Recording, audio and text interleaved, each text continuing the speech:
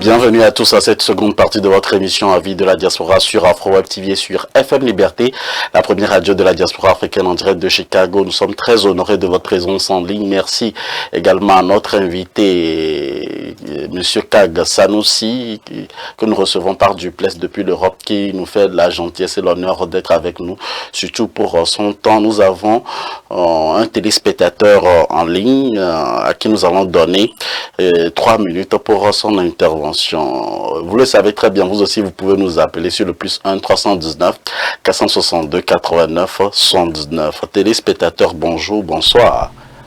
Oui, bonjour, bonsoir à Monsieur Moïse, bonsoir à l'invité, à l'auguste invité, et bonsoir aux éditeurs, bonjour aux auditeurs.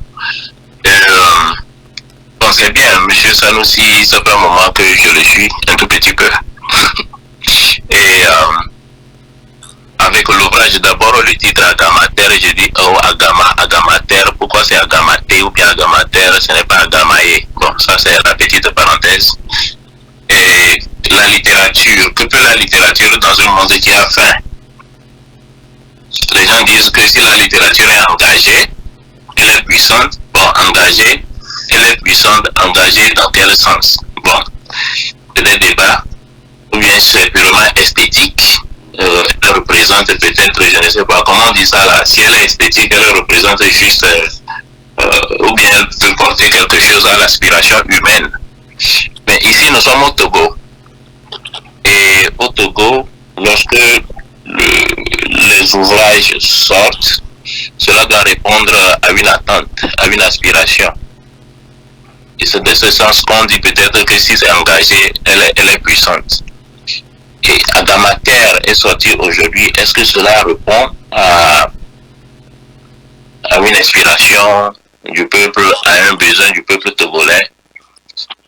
Est-ce que cela permet aux Togolais, encore que, bon, on ne va pas aller au niveau du taux de scolarité, le nombre de personnes, l'auditoire ou bien les personnes qui sont concernées par ce document?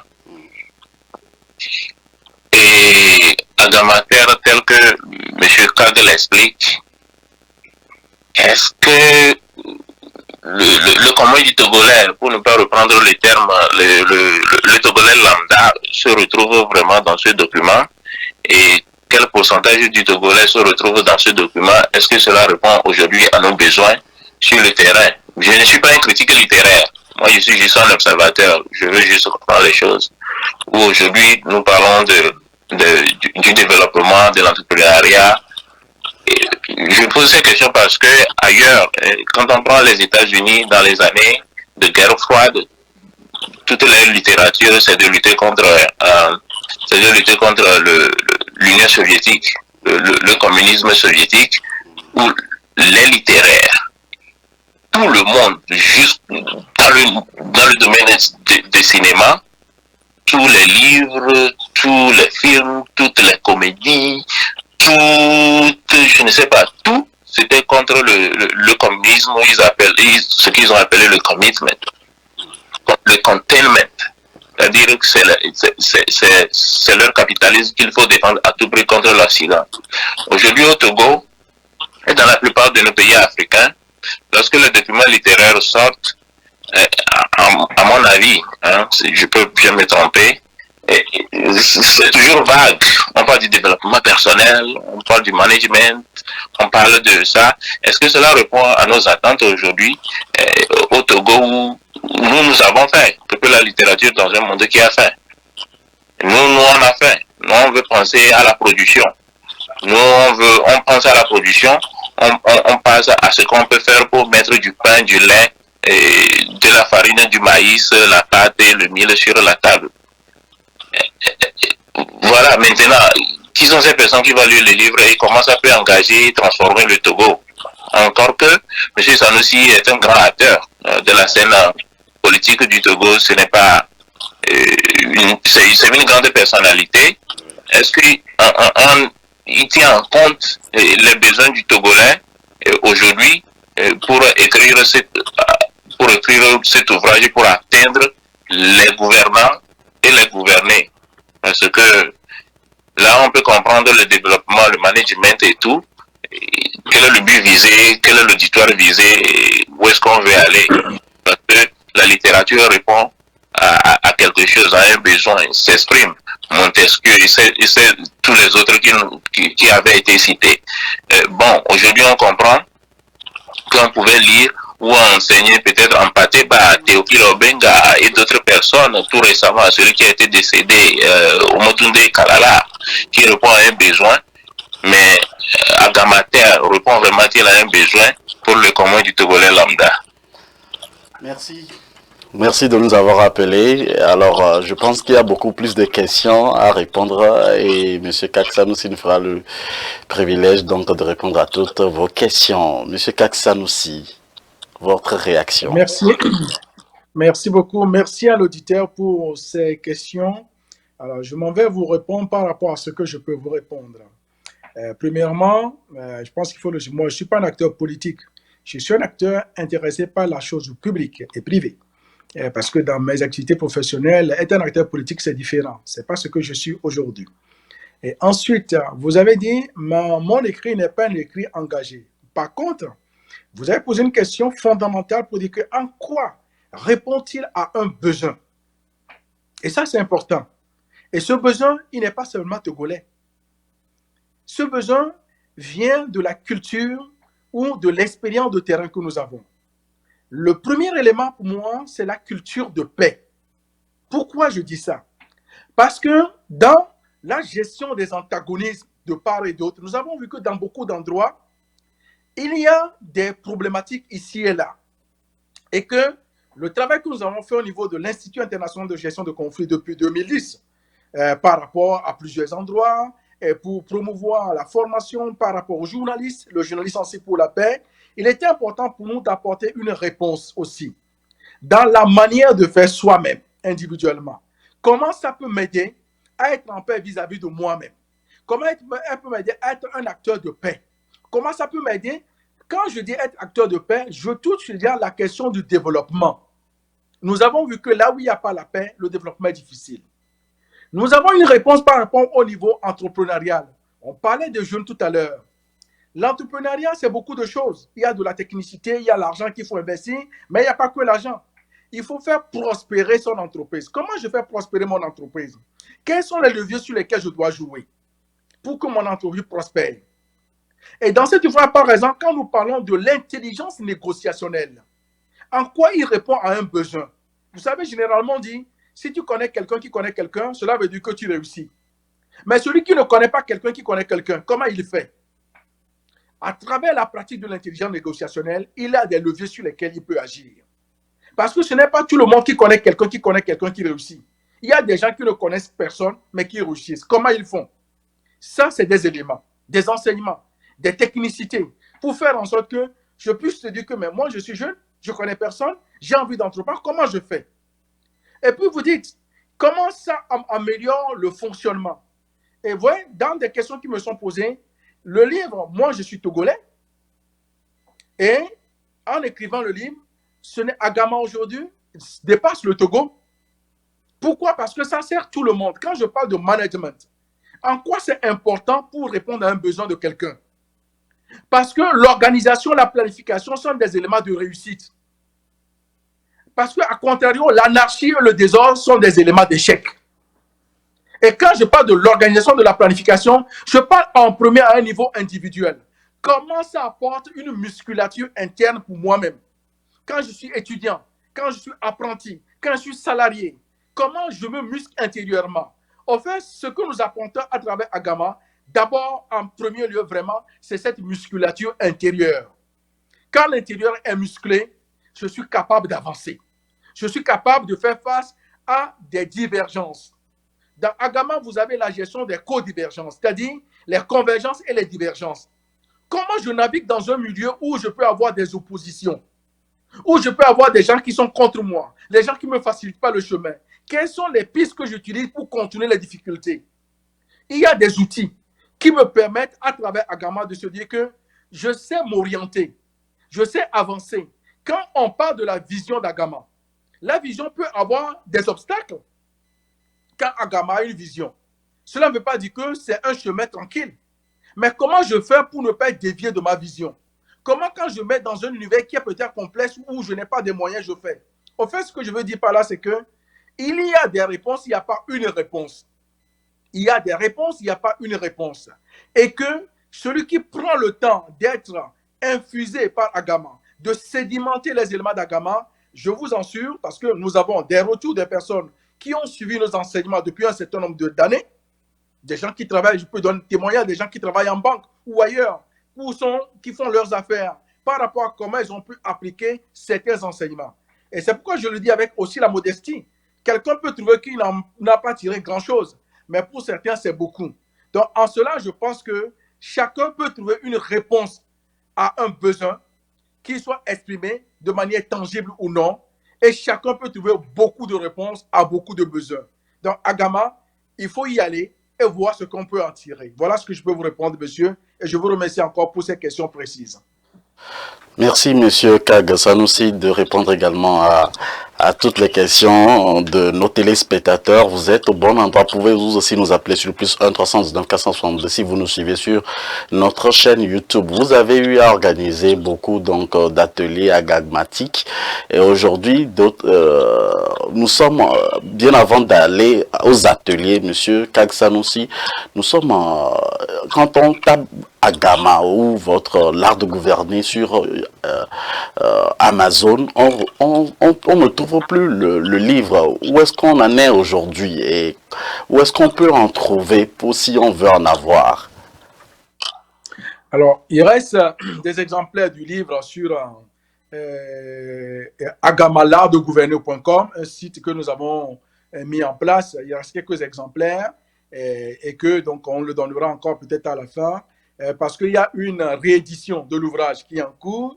Et donc, en tout début d'année, il y aura donc une nouvelle version de Agama, l'art de gouverner, parce qu'effectivement, nous arrivons à la rupture de stock sur Amazon et puis auprès donc de l'éditeur. Et tout ce travail est en cours pour que dès le début de l'année, nous puissions avoir la nouvelle édition. Mais pour l'instant, sur le site www.agamalartdegouverner.com, on peut encore trouver les exemplaires de la première édition qui sont disponibles et l'équipe est prête pour renvoyer donc le livre aux gens qui pourront vouloir s'en acquérir en une semaine à peu près.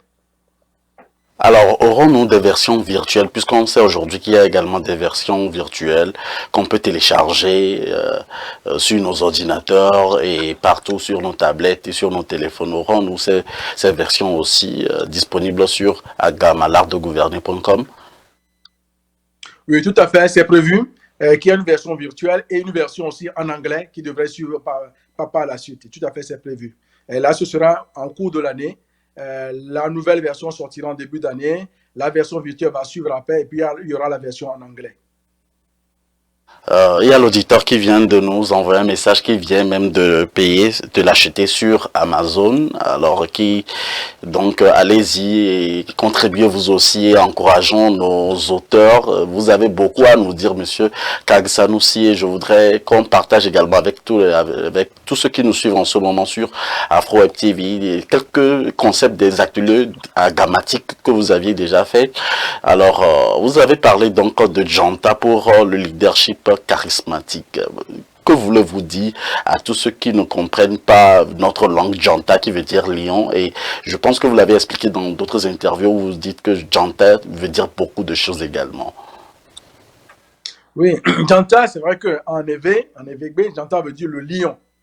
Mais ça veut dire aussi en Kotokoli, comment l'appelle-t-on? 25 francs à peu près, voilà, c'est Janta, c'est en Kotokoli, mais nous avons utilisé la partie EV qui veut dire le lion. Et dans cet outil que nous avons travaillé, il y a tout un processus pour le mettre en œuvre. En fait, quand vous voyez la marche royale du lion, et en travaillant cet outil, nous avons parlé au leadership charismatique. Et l'enseignement, pour résumer, Janta, ça veut dire que le leader charismatique fait ce qu'il faut faire et non ce qu'il doit faire. Et quand nous disons cela, c'est un enseignement qui prend des heures. Pourquoi un leader fait ce qu'il faut faire et non ce qu'il doit faire? Parce que généralement, dans ce qu'on doit faire, nous sommes souvent dans la réaction. Gestion immédiate, sujet, verbe, complément. On doit, parce qu'on doit, c'est action-réaction. Et généralement, ça tombe sur le bon sens. il faut, et on doit faire. Or, le leader charismatique fait ce qu'il faut faire. Et dans ce qu'il faut faire, des fois, on peut ne pas le comprendre. Parce que dans ce qu'il faut faire, il y a la vision. Dans ce qu'il faut faire, il y a forcément la pratique de l'intérêt général. Et généralement, dans ce qu'il faut faire, quand on regarde bien, il y a toujours ce qu'on doit faire. Mais souvent, c'est décalé, ce n'est pas au même moment.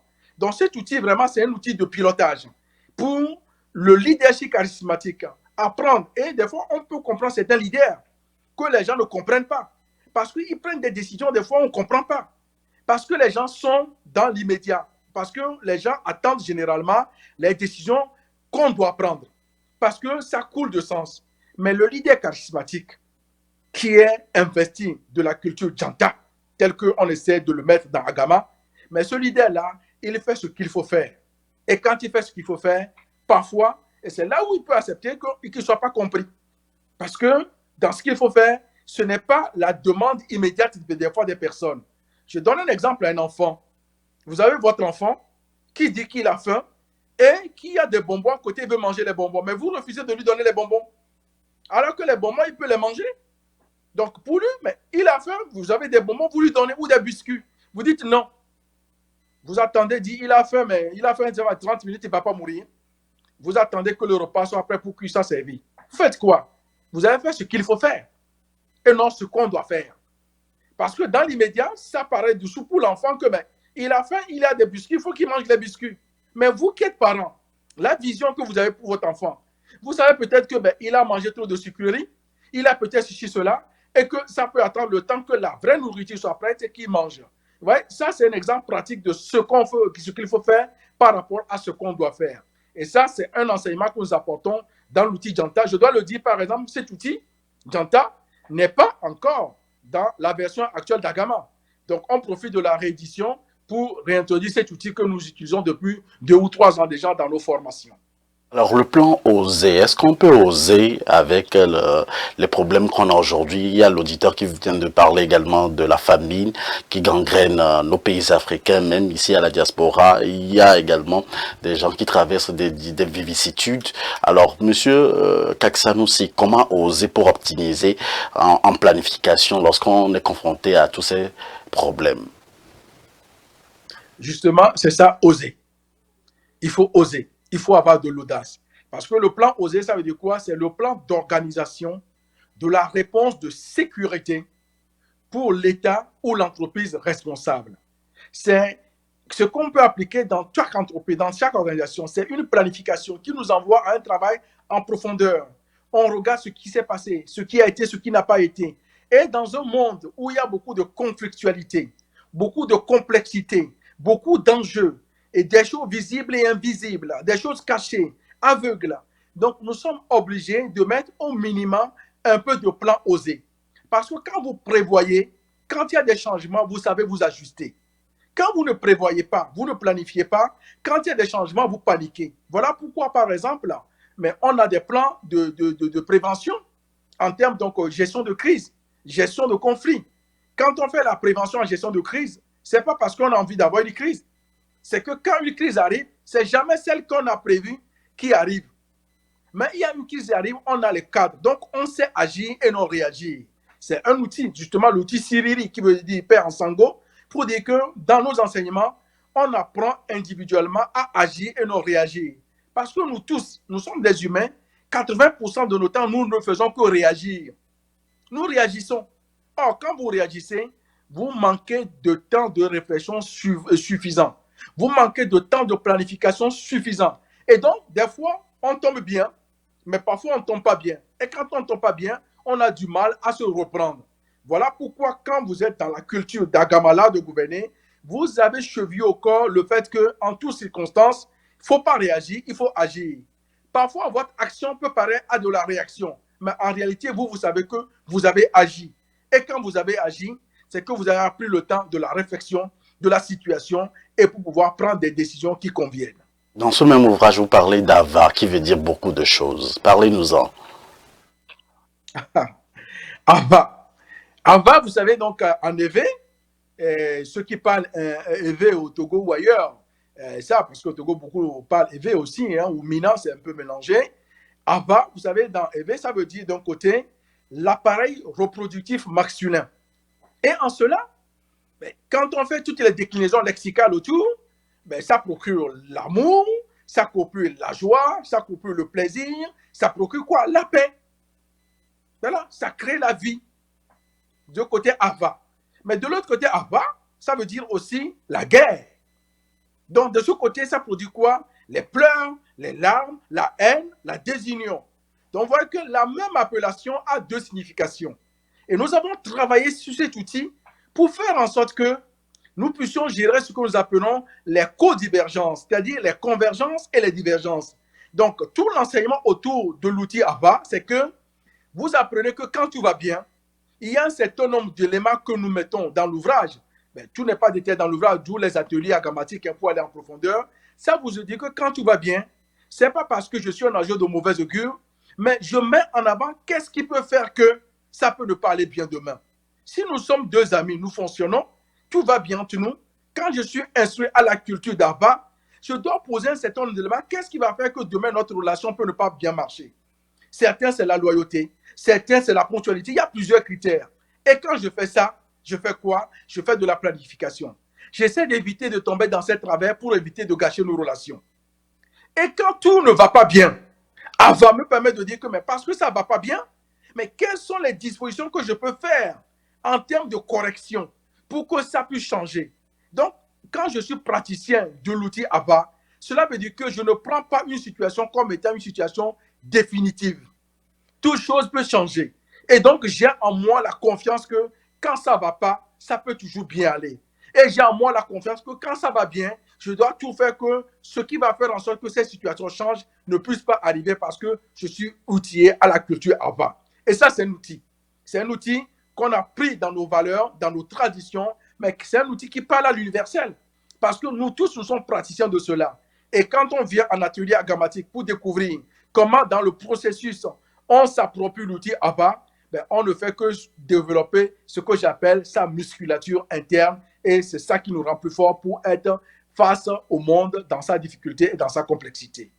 Alors, beaucoup sont ces concepts qu'on retrouve également sur votre site Agama, l'artdegouverner.com. Mais le dernier que je voudrais aborder avec vous, ce sera donc l'intelligence négociationnelle. Et que voulez-vous dire exactement par là, Monsieur Sanoussi? Alors, l'intelligence négociationnelle, c'est d'abord une histoire. Moi, j'ai vu ma mère en Angotien négocier. Et à l'époque, je ne savais pas que j'allais écrire. Dans une négociation, des fois, qui m'intriguait, quand les femmes venaient vendre des fagots de bois, des fois, c'est dans la rigolade qu'elle finit par avoir le prix qu'elle veut. Des fois, j'avais l'impression qu'elle les agressait verbalement. Des fois, j'avais l'impression qu'elle minimisait ce qu'elle vendait. Donc, je voyais plusieurs stratégies, mais bon, quand j'étais enfant, donc je ne savais pas trop.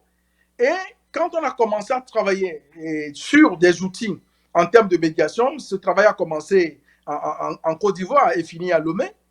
Et on s'est aperçu qu'au fait, dans l'art de négocier, nous utilisons chacun une part de nos intelligences.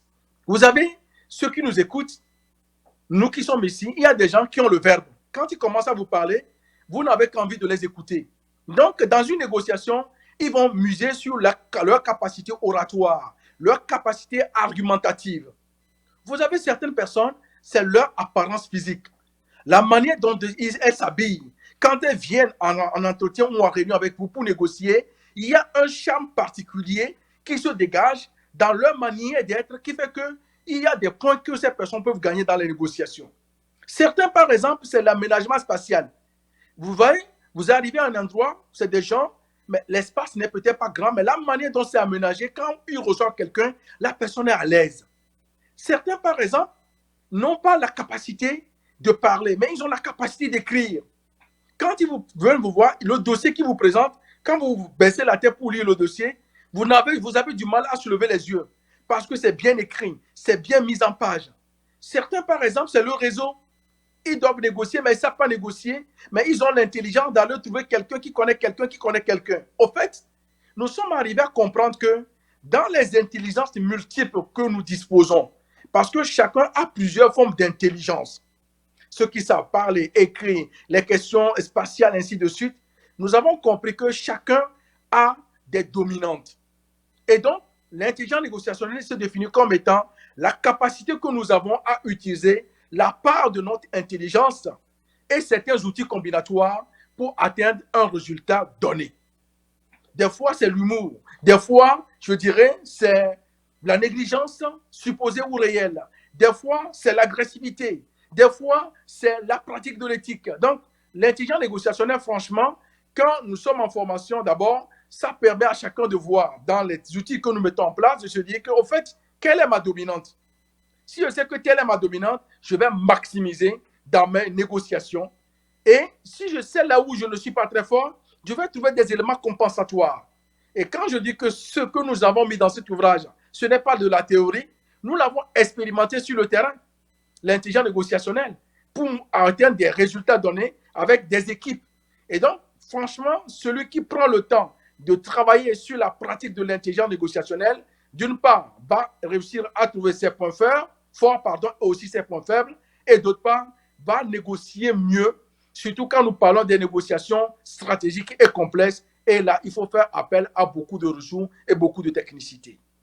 Merci, Monsieur Kaksanoussi. J'ai encore 3 petites questions pour vous qui seront des cas pratiques et à travers lesquels nous pouvons avoir vos points de vue sur l'actualité. Et bien entendu, nous savons tous qu'il y a le M23 qui soutient le Rwanda à travers les conflits qui l'opposent également au Congo, RDC. Alors, dites-nous, Monsieur Kaksanoussi, en tant que conseiller, en tant que coach et puis en tant qu'expert en gestion de conflits, que proposerez-vous en termes de stratégie pour trouver des solutions idoines à ces conflits dont sont confrontés ces pays aujourd'hui? C'est très difficile. C'est un sujet que nous avons eu abordé par ailleurs ce matin sur la RDC et le Rwanda. C'est un conflit fâcheux et puis qui met en très grande difficulté un grand pays comme la RDC. Vous savez, il y a plus de 8 millions de morts. Je pense qu'il y a beaucoup de choses à faire, mais il y a d'abord le fait de gérer un certain nombre de peurs collectives. La gestion de ces peurs est une clé pour résoudre ce conflit. Parce que ce conflit est un conflit multidimensionnel. Ce qu'on voit n'est pas forcément ce qui est. Et ce qui est n'est pas forcément ce qui est dit. Donc, il y a des choses sur lesquelles nous pensons que les acteurs peuvent agir. Et quand je dis ça, nous n'avons pas la science infuse. Hein. Nous n'avons que ce que notre observation nous permet d'avoir, notre connaissance du sujet nous permet d'avoir. Et je pense que nous essayons, je ne peux pas forcément dire si, de l'écrire, de l'envoyer aux personnes indiquées dans nos suggestions et elles peuvent en prendre compte ou ne pas en tenir compte. Mais en tout cas, nous pensons que pour servir d'universel, quand nous pensons que telle approche peut être utile, nous allons le faire. Et je peux vous dire que ce matin même, nous avons travaillé, réfléchi dans nos équipes sur cette question, puisque dans l'IGC, vous avez les gens de tout horizon. Hein. Et donc, nous allons faire une production de notes stratégiques par rapport à ces situations. Mais je ne peux pas trop vous en dire parce qu'une stratégie, elle est bonne que quand elle est déjà exécutée. Elle n'est pas bonne quand elle est digitale à vente. Voilà, je ne peux pas vous répondre plus précisément par rapport à ça. Mais c'est un sujet de préoccupation et je pense qu'il faut tout faire pour arrêter cette guerre et pour que ce pays et cette sous-région de l'Afrique puisse être encore prospère pour l'intérêt des populations, mais aussi pour l'ensemble du continent africain. C'est la fin donc du sommet USA-Afrique. On avait vu également le sommet France-Afrique ou Afrique-France et d'autres estiment que les présidents africains ou nos dirigeants africains ne négocient pas très bien. Mais vous parlez tout à l'heure donc de l'intelligence négociationnelle. En quoi quel conseil pouvez-vous donner ou quelle proposition pouvez-vous faire en termes de pour améliorer au fait ces négociations que l'Afrique a l'habitude de faire avec l'Occident pour qu'on ait un partenariat gagnant-gagnant comme on a l'habitude de le dire? C'est pas évident. Je ne pense pas qu'on puisse dire que nos dirigeants ne négocient pas bien parce que et ça, c'est normal, les réactions qu'on peut avoir, parce que quand on voit le déséquilibre qui est long et qui est dans la durée, c'est normal qu'il y a de l'impatience. Mais si vous suivez l'évolution géostratégique et géopolitique mondiale, l'Afrique est en train d'évoluer, pas à la vitesse que les gens le souhaitent ou nous le souhaitons. Mais aujourd'hui, les dirigeants africains sont dans un autre schéma. Et je pense que les autres pays, ceux qui n'ont pas compris, commencent à le comprendre. Et que l'Afrique est un continent qui commence à s'affirmer de part et d'autre. Parce que nos dirigeants, je ne vois pas de dirigeants africains qui n'aient pas envie que l'Afrique soit un pays et un continent respecté, qui a la puissance qu'il faut, parce que l'Afrique a les moyens. Mais il y a un certain nombre de paramètres visibles et invisibles qui sont des fois des difficultés auxquelles sont confrontés beaucoup de dirigeants africains et qui ne sont pas sensibles au grand monde et sur lesquels les gens ne peuvent pas avoir la compréhension nécessaire. Et je pense que, vous savez, dans ces négociations, les populations africaines, les acteurs de la société civile sont des acteurs importants et déterminants et nous pensons qu'il faut conjuguer collectivement pour que les négociations en pèsent. Parce que peser dans ces négociations, ce n'est pas seulement ceux qui sont en salle qui doivent peser, mais ceux qui sont aussi ailleurs. Donc moi, je pense aujourd'hui que nous sommes dans un progrès et il faut qu'on soit davantage, beaucoup plus solide. Et que des fois, c'est là le principe de la pratique de la pensée centrale. Que dans ces négociations, nos divisions ne viennent pas être la pomme de discorde. Que nous gérons nos divisions entre nous, nos mésententes, mais face à ces négociations, que nous soyons ensemble pour faire en sorte que nous puissions gagner des espaces. Et je pense que ce processus est en cours. L'Afrique est un grand continent et je pense que beaucoup ont commencé à le comprendre. Il y a un changement de paradigme aujourd'hui qui n'est peut-être pas perceptible par beaucoup d'acteurs, mais il y a un changement de paradigme important et c'est cela que nous appelons. Et moi, si j'ai un vœu, c'est que le prochain sommet Afrique-France ou États-Unis-France ou Japon-France, ça se passe en Afrique, quelque part dans un de nos pays. Et ça, je pense que ça va arriver très vite qu'on ne le pense, parce que les choses sont en train de changer et il faut que nous puissions continuer à consolider cette nouvelle manière de penser, de faire les choses, parce que l'Afrique est un grand continent et il est important que cela soit vu et respecté comme tel. Nous avons beaucoup de questions à vous poser, Monsieur Kagsanossi, malgré que nous sommes attaqués un peu par le temps. Alors, et au cours de cette même année 2022, puisque nous sommes dans les dernières heures de l'année 2022, on a vu des activistes politiques ou également des panafricanistes, comme le cas de Monsieur Kalala, qui nous a laissé malheureusement. On a également des réconciliations de part et d'autre. Quand je vous demanderai, par exemple, de faire un bilan un bilan très court donc de cette année 2022. Qu'est-ce qui retient tellement votre attention et que pouvez-vous dire? Quel est le message fort que vous pouvez envoyer à toutes les communautés qui nous suivent sur AfroWeb TV, Monsieur Kagsanossi? Alors, quand je vois comment l'année s'est déroulée, avec les difficultés que nous avons connues, avec aussi la résilience d'Afrique, du Togo, pas que le Togo, mais beaucoup de pays, face aux crises que nous avons connues, je pense à la pandémie de la Covid, aux conflits, les difficultés alimentaires. Si j'ai un mot aujourd'hui, c'est que à la fin de cette année, c'est que nous puissions développer vraiment en nous cette culture de l'amour. Quand je dis, ce n'est pas une parole en l'air. Cet amour qui fait qu'on prend soin d'autrui. Parce qu'il n'y a rien de plus justif quand vous faites du bien à autrui. Il n'y a rien de plus justif quand quelqu'un est satisfait de ce que vous apportez. Donc, si j'ai un vœu, c'est que, au-delà de nos difficultés individuelles et collectives, parce qu'il ne faut pas attendre à avoir plus pour donner à quelqu'un qui a moins que soi. Avoir en nous cet amour et qui élève, cet amour qui fait que nous voudrions que celui qui est inférieur à nous puisse être haut aussi. Parce que celui qui est plus haut et encore haut comme nous ne nous enlève rien. C'est comme quand nous parlons de l'égalité femmes et hommes. Cela ne veut pas dire que les hommes vont disparaître. Si les femmes donc accèdent au pouvoir et ainsi de suite, cela veut dire que mais quand les femmes montent, nous aussi nous montons.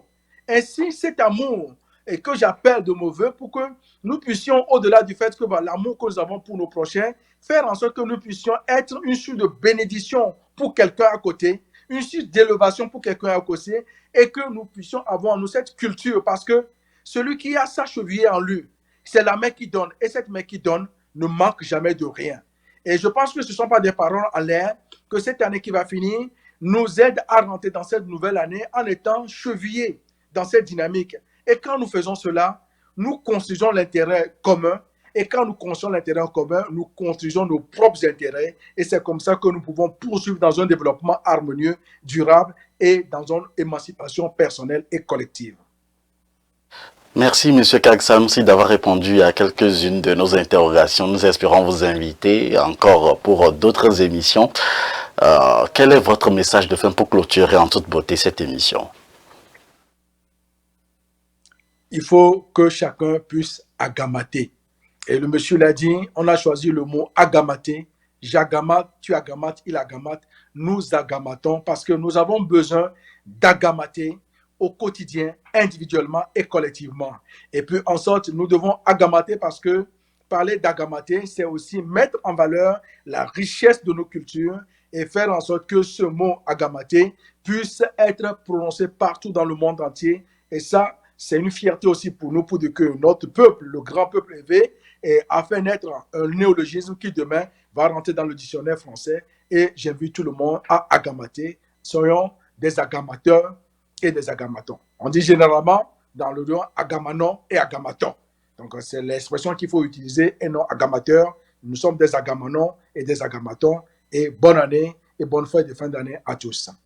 Merci, M. Kagsamsi. Je rappelle à tous les auditeurs que vous êtes auteur de cet ouvrage, L'art de gouverner à Gama, qui veut dire beaucoup de choses. Alors également, vous êtes le président ou l'expert qui nous a fait l'honneur d'être avec nous aujourd'hui. Nous espérons avoir également vos collaborateurs qui font partie de l'Institut de gestion de conflits sur nos plateaux, et surtout en 2023. Merci pour votre disponibilité. Cette émission sera en coupure, en 2 coupures, bien entendu, sur notre chaîne YouTube. Merci de nous avoir suivis, et à vous tous ceux qui avez pris le soin également de partager le lien avec des amis. Ça fait également chaud au cœur.